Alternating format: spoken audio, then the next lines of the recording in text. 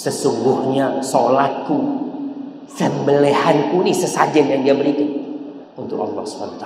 Hidup dan matiku untuk Allah. Maka para jemaah, kalau mau memberikan sesajen, berikan kepada Allah dengan berkorban. Sembelih buat Allah SWT. Makanya kalau yang dilakukan sesajen-sesajen yang diberikan kepada selain Allah, itu dilakukan untuk jin, untuk penunggu. Kita berarti kalau kita memberikan sesajen, kita meyakini ada penunggu.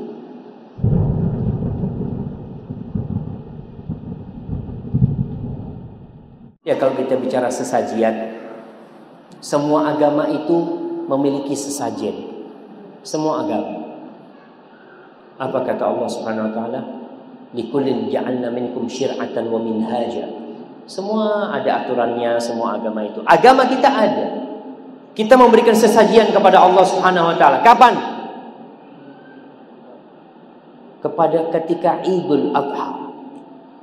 Kita tuh itu buat Allah. Tapi ingat, la yanallahu luhumuha wala dima'uha. Itu darahnya nggak akan sampai kepada Allah, dagingnya tidak akan sampai kepada Allah.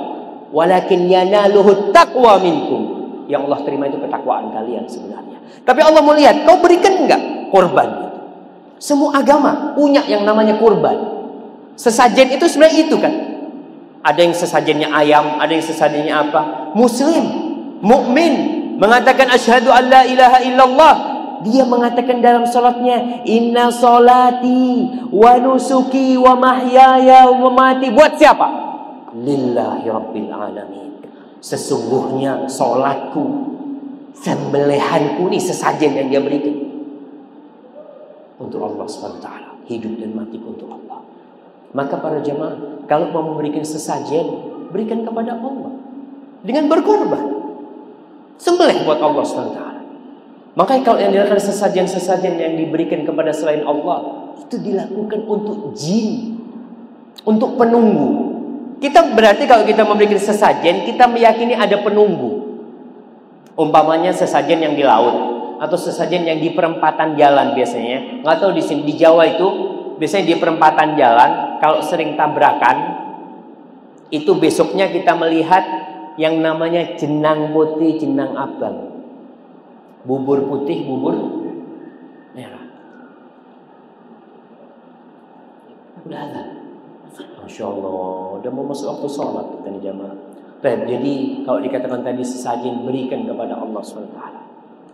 Engkau mengatakan inna salati wa nusuki, berikan kepada Allah. Maka di surat Al-Kautsar, inna a'tainakal kautsar fasalli li rabbika wanhar. Salatlah dan sembelihlah buat Allah SWT. Untuk selain Allah, enggak. Kemudian berobat dengan dukun, dengan jampi-jampi. Di dalam Islam itu ada jampi-jampi. Bahasa Arabnya jampi-jampi itu apa? Ruqyah. Itu jampi-jampi artinya. Orang-orang kafir pakai jampi-jampi dahulu, orang-orang musyrikin. Kemudian diganti. Sejak datangnya Rasul SAW, Nabi mengatakan, i'rid alayya ruqakum, i'ridu alayya ruqakum. Mana jampi-jampi yang kalian biasa baca? Nabi mengatakan, enggak apa-apa selama tidak ada kesyirikan di dalamnya. Tapi kalau sudah jampi-jampi bahasanya tidak dimengerti, maka jampi-jampi yang paling utama, ruqyah yang paling utama adalah Al-Quranul Karim dan Sunnah Rasulullah SAW. Tinggalkan jampi-jampi yang terdahulu yang kita tidak tahu maknanya karena bisa mengandung kesyirikan. Dan kalau mau berobat, ya berobatlah. Kalau ada ustadz yang bisa meruqyah, mungkin membacakan Al-Quran, itu disyariatkan karena memang Quran diturunkan sebagai syifa.